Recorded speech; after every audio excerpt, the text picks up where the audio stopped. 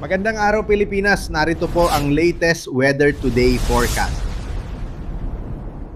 Narito ang ating pinakahuling satellite image kung saan nakikita nga natin yung linya ng kaulapan sa loob ng ating Philippine Area of Responsibility.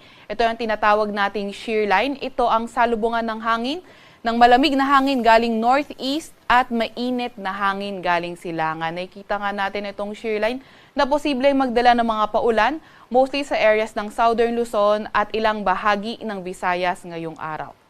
Samantalang northeast monsoon naman o amihan, nakikita natin na makakaapekto naman sa Northern Luzon at magdadala rin ng mga paulan sa ilang bahagi ng Hilagang Luzon. Sa kasalukuyan naman, wala tayong namomonitor na low pressure area or bagyo sa loob ng ating Philippine Area of Responsibility. Para naman sa lagay ng ating panahon, ngayong araw nakikita nga natin, nabanggit nga rin natin yung shear line, ito yung magdadala ng maulap na papawirin, mga kalat-kalat na pag-ulan at mga pulupulong thunderstorm sa may lugar ng Mimaropa, sa may Bicol Region, sa may Aurora, sa may Quezon, pati na rin sa may Laguna at Rizal.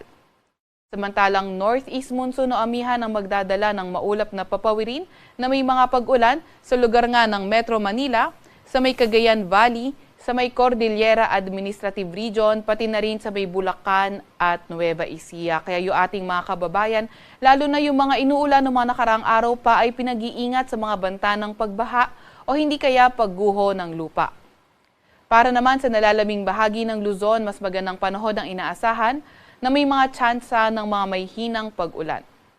Agwat ng temperatura ngayong araw sa Metro Manila ay 23 to 29 degrees Celsius.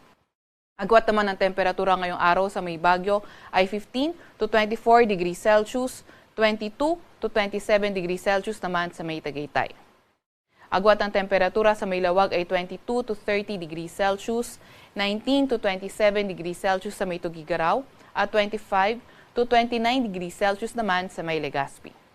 Agwat ang temperatura bukas sa may Puerto Princesa at Calayan Islands ay 24 to 30 degrees Celsius. Para naman sa lagay ng panahon ngayong araw sa may Visayas at Mindanao area, nakikita nga natin na itong shear line magdadala pa rin ng mga paulan sa may Western Visayas, sa may Northern Samar, pati na rin sa may Eastern Samar. Mas magandang panahon sa nalalabing bahagi ng Visayas at sa may Mindanao kung saan may mga tsansa lamang tayo ng mga localized thunderstorm. Patuloy na maglalabas ng mga thunderstorm advisory, rainfall advisory o hindi kaya heavy rainfall warning kung kinakailangan. Agwat ang temperatura ngayong araw sa Cebu at Tacloban ay 24 to 31 degrees Celsius. 25 to 29 degrees Celsius naman sa may Iloilo City. Agwat naman ng temperatura sa may Zamboanga ay 23 to 33 degrees Celsius, 24 to 31 degrees Celsius sa may Cagayan de Oro at 25 to 33 degrees Celsius sa may Davao.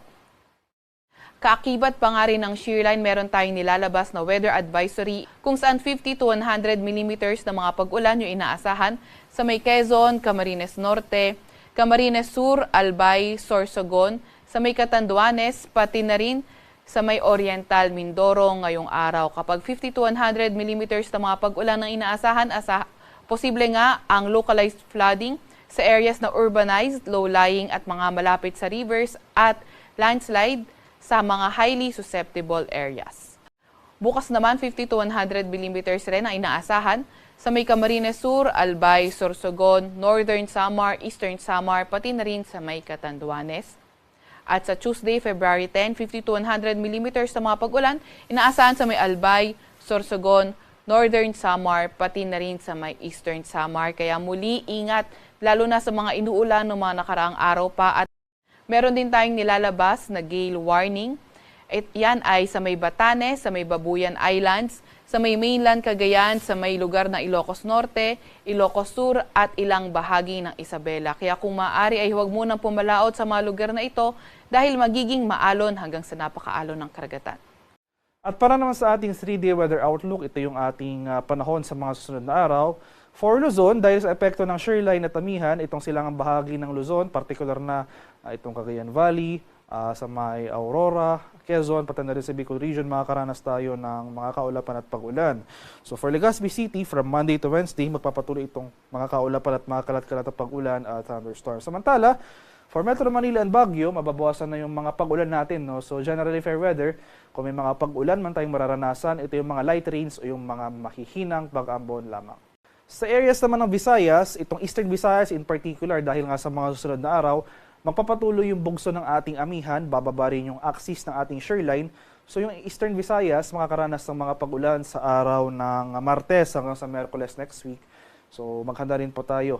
At tulad nga po kanina, may weather advisory tayo for the next 3 days. Makakaranas tayo ng mga pag-ulan dito sa ilang portions ng Samar Island. Samantala sa Metro Cebu at Iloilo City, so generally itong central and western portions ng Visayas, generally fair weather po ang ating mararanasan, bahagyang maulap hanggang sa maulap na papawiri. Nandiyan pa rin yung mga tsansa ng usual afternoon to evening na mga rain showers or thunderstorms. Sa area naman ng Mindanao, sa mga syudad niya ng Metro Davao, Cagayan de Oro City at Zamboanga City, generally fair weather rin ang ating inaasahan simula sa araw ng Lunes hanggang sa Miyerkules. So sa kasalukuyan, wala naman tayo inaasahang mga sama ng panahon. No? So, pero itong eastern section ng Mindanao, particular na itong area ng Caraga sa mga susunod na araw, posible tayong makaranas dyan ng mga kaulapan at mga pag-ulan. Dulot nga ng pagbaba ng axis ng ating shoreline. Pero maghanda pa rin po tayo, no? Most of Mindanao, nandyan pa rin mga tsansa ng usual afternoon to evening na mga rain showers or thunderstorms.